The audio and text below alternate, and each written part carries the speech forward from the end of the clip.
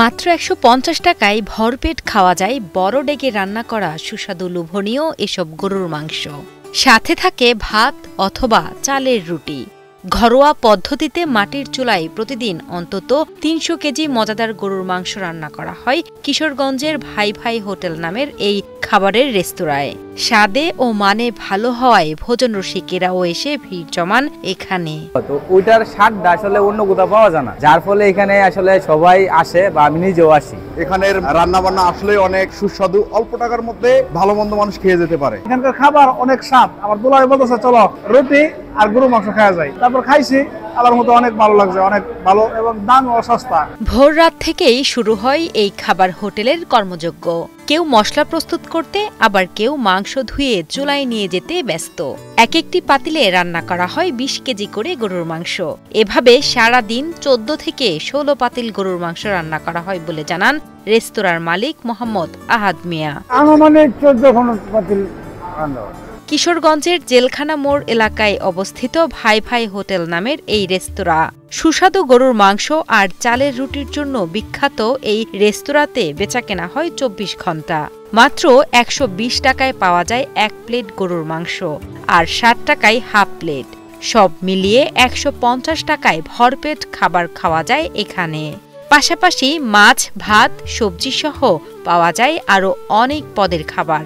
দাম কম হওয়ায় লাভ একটু কম হলেও বেচা বিক্রি বেশ ভালো হয় বলে জানান রেস্তোরাঁর মালিক আহাদ মিয়া। জীবনে ১২০ টাকা প্লেট একটা গরু বেশি দেখলাম আমার তো একটা মাথা বেশি আমি ৫ টাকাও পাই, আর দিয়ে যেমন রাজিয়ে তো আবার টাকা অনেক একটু কম লাগবে। আমার মাল চেল প্রচুর মাল চেল। খিলপাড়া গ্রামের বাসিন্দা মোহাম্মদ আহাদ মিয়া ২০০৮ সালে ছোট পরিসরে খাবারের হোটেল দিয়ে ব্যবসা শুরু করেন। শুরুতে পুরি, সিঙ্গারা, রুটির সাথে প্রতিদিন ১ কেজি পরিমাণে রান্না করা গরুর মাংস বিক্রি করতেন তিনি। পরবর্তীতে চাহিদা বাড়তে থাকায় আস্তে আস্তে বড় পরিসরে শুরু করেন। পাশাপাশি নিজে একটি মাংসের দোকানও দেন, যেখানে প্রতিদিন জবাই করা হয় বড় বড় সব গরু। খদ্দেরদের আরো ভালো খাবারের স্বাদ দেওয়ার জন্য নিজের দোকান থেকে টাটকা গরুর মাংস হোটেলে এনে রান্না করেন বলে জানান আহাদ মিয়া।